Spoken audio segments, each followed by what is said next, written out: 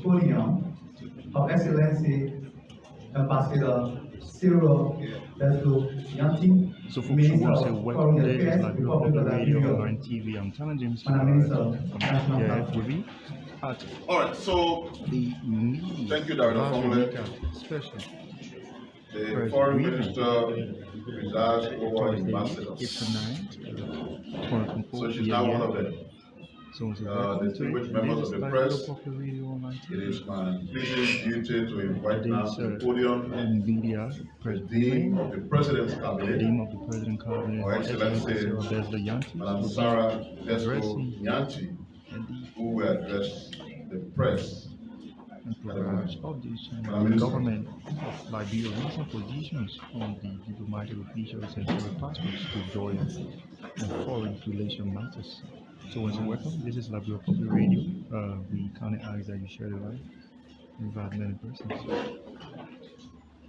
Let me acknowledge the Minister of Information, Culture, Affairs and Tourism, and all of those seated here today. I've come to provide you with an update on key issues that the Ministry of Foreign Affairs is presently working on, and to ensure that the public is updated in a way that manages misinformation and disinformation. As you can recall, we did come on the same platform to share with you that we were strengthening our processes for managing passports, and we were taking steps that would ensure that we strengthen the integrity of our passports. And following that, we started a process where we set up a team in the Ministry of Foreign Affairs, and that team has been engaging with those who had 6-year privileged passports, which is diplomatic, official, and service passports. And that team commenced their work ensuring that all those entitled to those passports had a replacement in a timely manner. Before I go forward and share with you the results, I would like to ask the team to join me. We have Hassan Conte, Garrison Jala, Niva Topa, Stephanie Wiesel, and Paul Gafwan. Please come forward.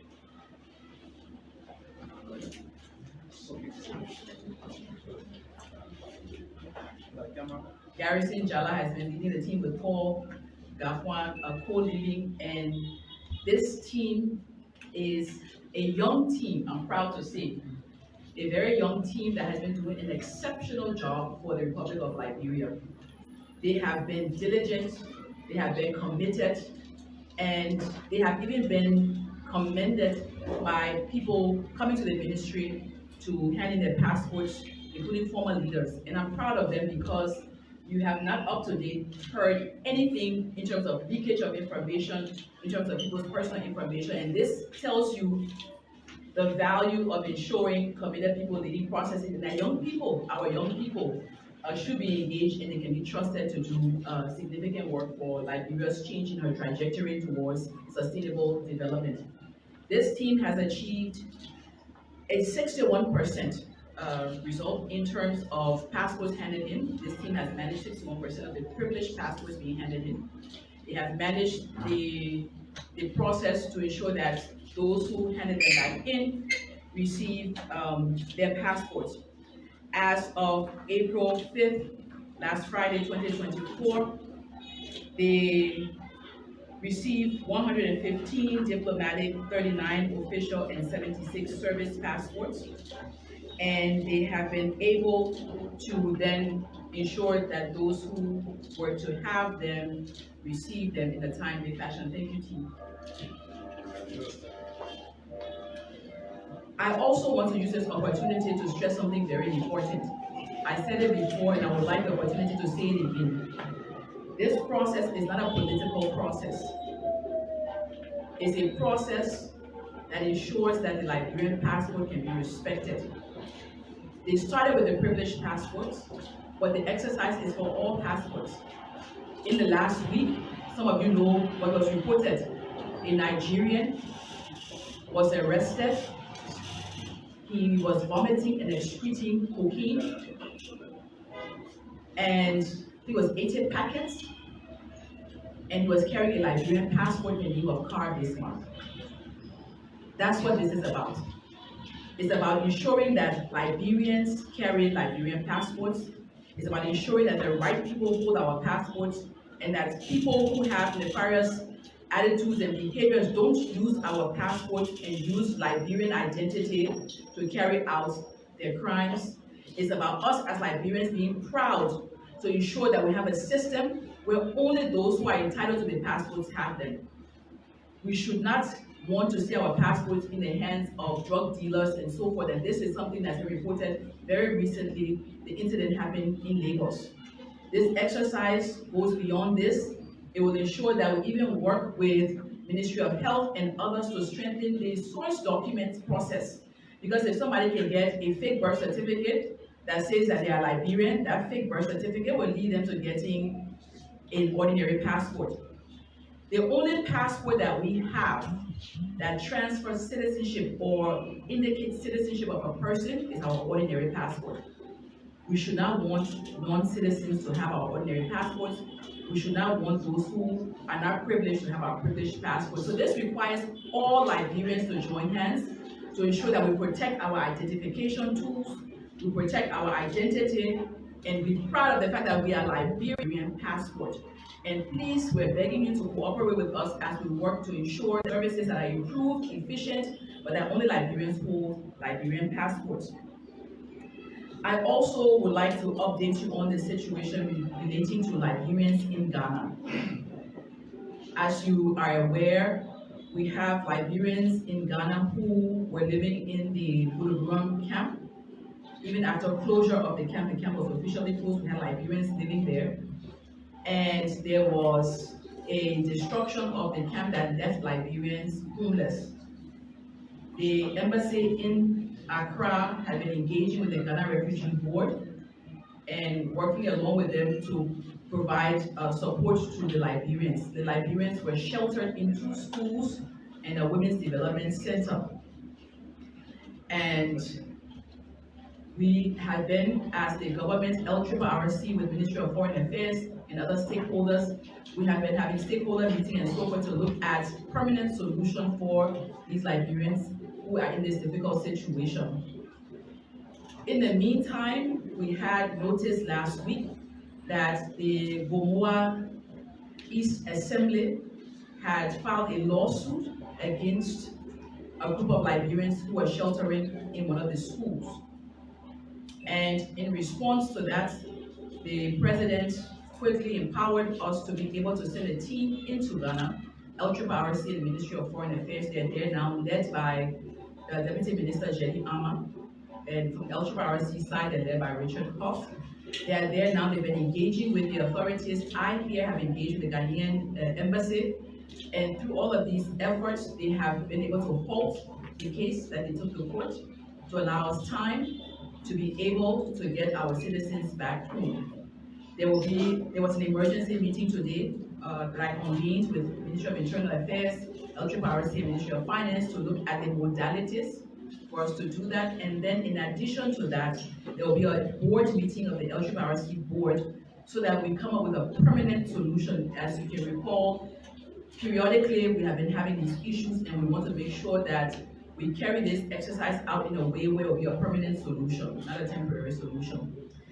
The Liberians who've been profiled for returning home are 1,539. But we also heard reports today from Accra, from our team there, that more Liberians have come forth from different parts of Ghana to say they want to come home, totaling about 4,000. We want to stress today that this exercise is for those Liberians who were evicted from the Buruguram area and are temporarily sheltering in those schools in the women's center. This exercise is for the 1,539 who are in the difficult situation. And we look forward to giving you an update in relation to that. Right now, we're asking the authorities to give us the opportunity to carry out the return of the Liberians through Liberia within a time frame ending May 30th, so that we do it sequentially and in a manageable way. But this is not the final in terms of the timelines, it's just indicative to say to you that's the timeline we are looking at. Thirdly, you will recall that I announced a special committee that was headed by Ambassador George Wallace and consisting of members from our seasoned diplomats, the Policy Advisory Council of the Ministry. We had other ambassadors, we had the Civil Service Administration, Internal Audit, and that committee did its work. That committee has provided me a report with recommendations in relation to those who were placed in foreign service in the short period through the short period after the elections and up to February, and some from July. And they looked at the entire period from July 1 to the end of February, and they made recommendations. I have since, on April 4th, forwarded the recommendations to the President, and on Wednesday afternoon, the committee led by myself will be meeting the President for the President's final position on the recommendations made, and those will be shared. Please know that I cannot share the recommendations with you out of respect for the President, number one, but also out of respect for those who would need to hear information back after the decision is finalized by the President. Thank you very much, and we will also continue to serve the people of Liberia through the Ministry of Foreign Affairs. The boss of the Dean of the Cabinet, My Excellency Sara Beysolow Nyanti, addressing the media. So the format today will be a little bit different. The Minister has very pressing engagement. So we will take just one set of questions. Those of you who have questions, not more than 4, you land or you ask all your questions. If to the Minister, please take notes. So just ask all the questions at once. The Minister will answer, and after that, she will, the other issues, Deputy Minister Daniel Sano will briefly touch on those issues that are of concern to us. But for now, just 4 question formula, make sure not more than 4, to ask questions so that the Minister can answer. Please come in, please. Please come to 4 questions. So my name is George Momo, and I report for KCE. So, Madam Minister, we talk about people coming in with fake birth certificate. I want you to bear in mind that issue of such will always exist. But what is your plan so that at the ministry you'll be able to track people coming in with fake birth certificate? Thank you. My name is Joseph Yatola, and I report for Report 231 online TV and website. Madam Minister, the former Maritime Commissioner Boss, Eugene Nangwe, appeared on Freedom FM on the 19th of March, the day after he left this podium.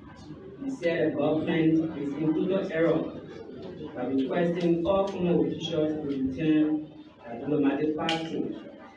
And then he threatened to report if anyone go after him for a passport. So my question is, how sincere is your team?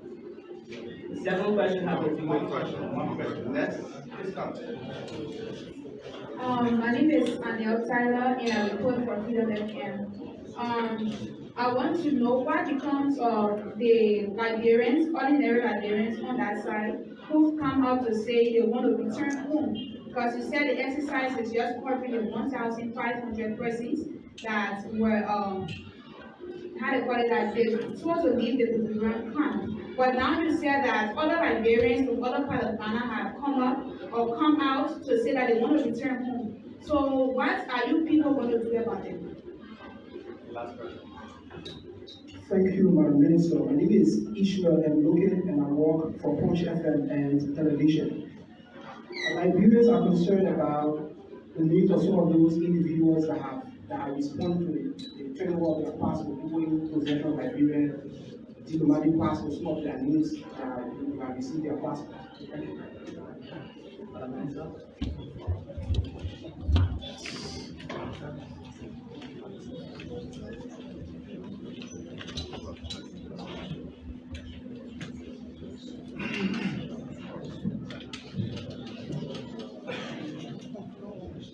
Thank you for the last one first. One of the reasons why I wanted this team to be acknowledged is because I'm so proud of the way they've managed information. There are sensitive pieces of information they've encountered, and there's not been one leak in relation to that. People's personal information is personal, and people's biodata should be treated that way. The issue of data security and so forth is critical for institutions managing information. And so we will not share names of people unless people themselves want to share their names. Secondly, linked to that is the issue of whether or not somebody feels what we're doing is right or wrong. At the end of the day, the regulation on the passports, the regulation stands, the regulation is there, and that's what we're implementing. In terms of fake birth certificates and how do we track that? Tomorrow, I'll be chairing an interministerial meeting on national identification. That meeting will include Ministry of Health, Ministry of Transport, it will include Ministry of Internal Affairs, Foreign Affairs, of course, also NASCOP, NEC, and National Identification Registry, and national security as well. And that meeting is for us to discuss exactly this point. How do we make sure as a country that we have a national system that is strengthened to ensure that all of our documents are secure? You would not want anyone to be claiming to be Liberian if they're not Liberian. And today, you may not be thinking it's a big deal. Or when Liberia reaches the point where she's probably the most developed country in Africa, and people trying to steal your identity, that time you care now. Because we don't want people, at the end of the day, having access to our resources and so forth when they don't have the right to have that. And for the ordinary Liberian, you don't think about that right now. You don't think about all that we have and all that we are as Liberia, but we are rich. We are rich, people want access to our resources, people want access to what we have naturally and so forth, and we take it lightly. Tomorrow, when we are stronger, we are better, and we're more prosperous, we'll not be able to exclude those people who are falsely claiming to be Liberians. Liberia is for Liberians. We need partners to come in and help us develop Liberia, but fundamentally, Liberia is for Liberians. And so we will be putting in place systems that will help us to manage our documents. It will not be perfect. Nothing is ever perfect, but we must work perfectly to try to make the system better for all of us. So those discussions will be ongoing. We're looking at opportunities to have interoperable systems for passport, driver's license, national identity cards, and so forth. That will make it easier for our citizen services. That will make it easier where you won't have to go to do biometrics all the time, over and over again, and they're not linked. So these are the things we're discussing, and will include birth certificates, marriage certificates, death certificates, all of these different national instruments that we use for identification. In relation to ordinary Liberians who've been living in Ghana, who've been settled there, resettled there, and so forth, this exercise is not for them. If they want to come home, Liberia is their home. They can always come home, but this is for those in the dire situation who require humanitarian support. And let me add, we're also trying to provide some food support and so forth for those families in those difficult situations. Thank you so much.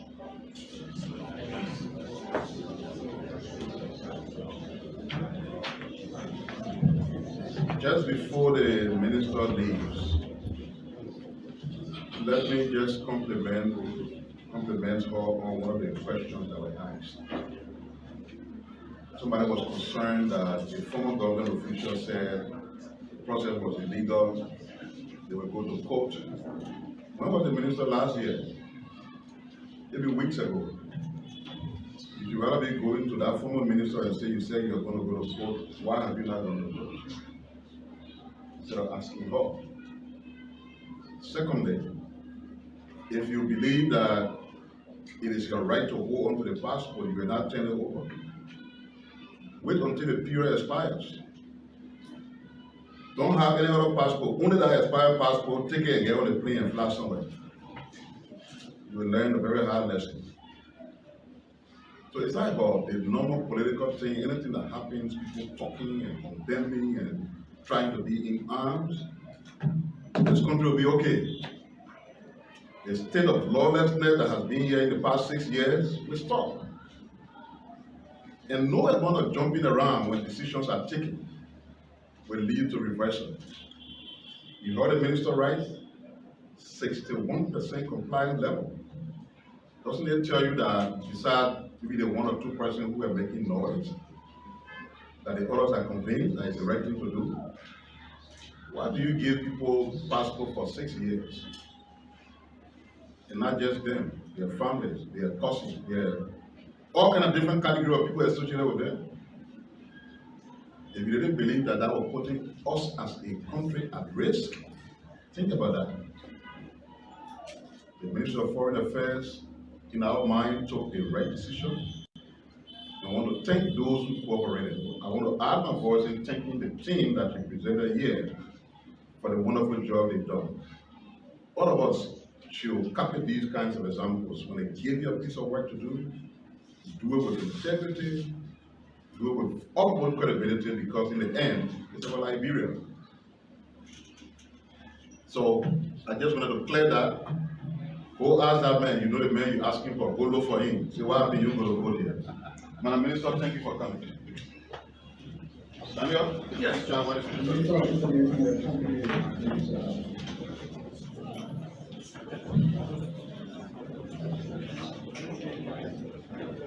Thank you very much. We are very happy to be back here today. You listen to the Minister of Foreign Affairs and Dean of the President's Cabinet outlining some of the updates on the progress of the ministry. And I would like to commend her for brilliantly responding to the questions and some of the concerns raised by our media friends. That being said, we just like to conclude by speaking on the following issues. The asset recovery and property retrieval task force is in full swing. You may recall that the operations of the task force was halted by an instruction from the court, being law-abiding, being yielded to the jurisdiction of the court. Those who went to the court claiming ownership to these vehicles could not yield to the mandate of the court to provide documentation to prove ownership. And so therefore the court was left with no alternative but to now give the carte blanche, the green light to the asset recovery team to say you can now proceed in keeping with law. I thought to make that point because some of our friends on the other side were insisting that the asset recovery were witch hunting people. What have you? If you are claiming ownership of vehicles, there has to be documentation. Like in the case of Mr. Patterson, when he went to the GSA, provided documentation to show that he purchased the vehicle, $2,590, a vehicle returned to him. In the case of the people from Gracious, Rad, the court said, can't show your documentation. The 5 days period elapsed, they couldn't prove ownership. So we thought to highlight that because very soon the asset recovery team will be back here to provide us updates on their operations. Also yesterday, we witnessed something very important. You know, we all as Liberians are very hopeful that our country can reach a point where investment partners can come here to increase the size of their investment envelope, to provide jobs for our young people. And so we can be able to have the purchasing power, right? So yesterday, the President of the Republic of Liberia, His Excellency, Ambassador Joseph Mangwaika, received in audience at the Executive Mansion the CEO of Meta. Now, this Asla Meta, you know, is the second largest tea maker in the world, and Liberia is proud to have such an investment here. We know very well that government cannot employ all our citizens, so So it's good that we continue to build the profile of our country for investors to come here. And so the meeting, it is important to be stated that the meeting was the first between the president since the inauguration, and the two were engaged in high-level discussions. Those discussions were centered around, of course, the president's arrest agenda. We talk about rules, agricultural rules, rule of law, education, sanitation, and tourism. And also, it encompasses the agenda for sustainable development in Liberia. And so, you already know that ArcelorMittal has an initial $5 billion ton per annual operations. I was reopening Liberia mining industry, shipping iron ore for the first time since 2011, after the end of the Civil War. But what is important to be stated is that ArcelorMittal, through its new expansion project, the company has committed an additional $1.4 billion in new investments towards building an iron ore concentrator to produce high-grade iron ore, which increases production to 15 million per ton per annum. So when that happens, more jobs are going to be created, the investment portfolio of the country will increase, and things are going to gradually get better. This is how you know that a decent and responsible government is in charge of a country. In time past, people were extorting money from investors. You know the situation involving HPX, Solway, in the past government, which even led to some officials of the past government being sanctioned. So now you have the president of the country sitting face to face with the owner of a multi-million-dollar investment to put forth the interest of the country. At this point, it is not about personal interest. So we'd like to commend His Excellency for that. It is also important to be stated that the first phase of the expansion is due to be completed in 2024. ArcelorMittal is further studying a phase development of up to 30 million tons per annum, consistent with President Bouaga's vision for empowering Liberian youth with essential technical potential skills. ArcelorMittal has also committed to buttressing the government effort in TVET. TVET, of course, you know, is technical vocational education, which is very good for a country such as ours. You need the potential, you need the skills. That's how you'll be able to compel the concession here to say, look, you cannot bring in people into the country because we already have people here who are trained, they have the requisite skills to do the work. So this is all geared towards providing new jobs for our people and having more employment opportunity. So the company also intends to provide scholarship for Liberia. Of course, you know ArcelorMittal is in the business of providing scholarship. They don't intend to stop. They want to increase the investment profile in Liberia. They also want to contribute to technical vocational training for young Liberian youth. They also want to continue to provide scholarship for our people. These are the kind of investment I will encourage. Investment that will come and not just want to exploit our natural resources, but to also give back to the community. Okay, so yesterday, the CEO of ArcelorMittal and the president of Liberia, they had a tete-a-tete at mansion, and that was followed by a press stakeout with Executive Mansion Press. It's already out there. We just thought to highlight it because the Ministry of Information is closely following all of the developments as they unfold. Okay, so that brings us to the last talking point. Development partners. I had to visit the Makofi Hydro Plant, the dam.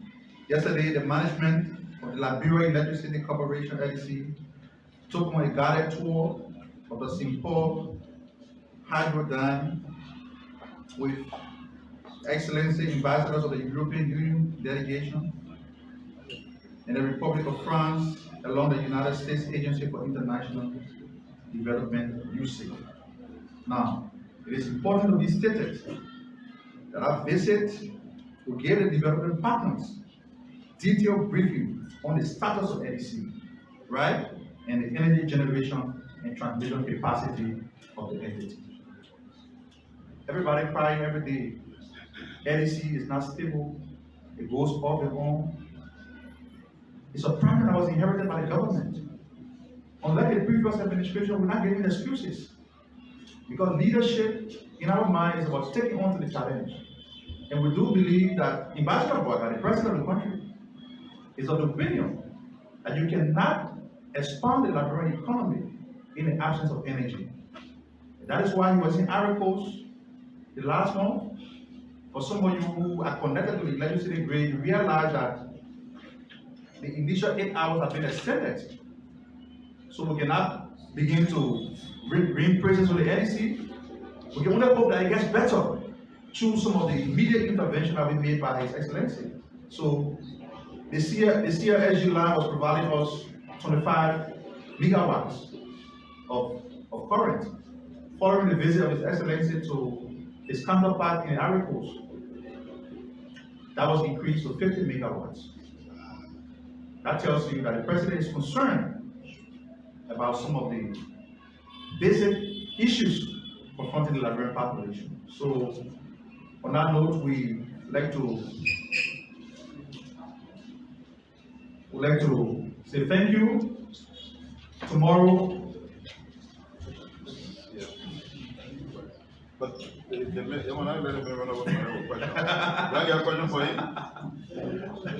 All right. Okay, so that being said, we'd like to say thank you, our friends, independent media institutions that always come here to provide all the coverage as we speak on behalf of the government developmental programs, and some of the initiatives that have been undertaken by the government, various sectors in the government to address some of the issues.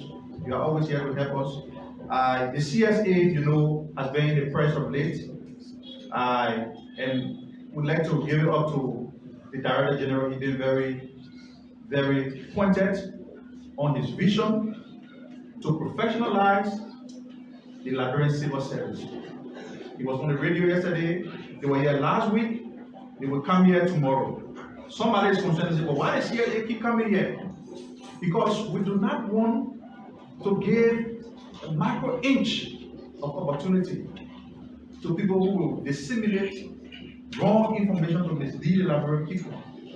So some of the good things have been done at the CSA. They will be back here tomorrow to talk about it, and we look forward to seeing you here on time. And as always, say thank you for coming. So it's 12 o'clock. The name of the captain was an exception because she was busy. So as she left. 12 o'clock tomorrow. 12 o'clock tomorrow as usual. Thank you. They will return here tomorrow, 12 o'clock, CSA board. We're here to address some issues affecting the entity. We want to say thanks for being there. This is Liberia Public Radio, your source of reliable information. So I'm Tana James Kabara, the one being the camera, bringing you everything as it unfolds here at the grounds of the Ministry of Information, Cultural Affairs and Tourism. Thank you.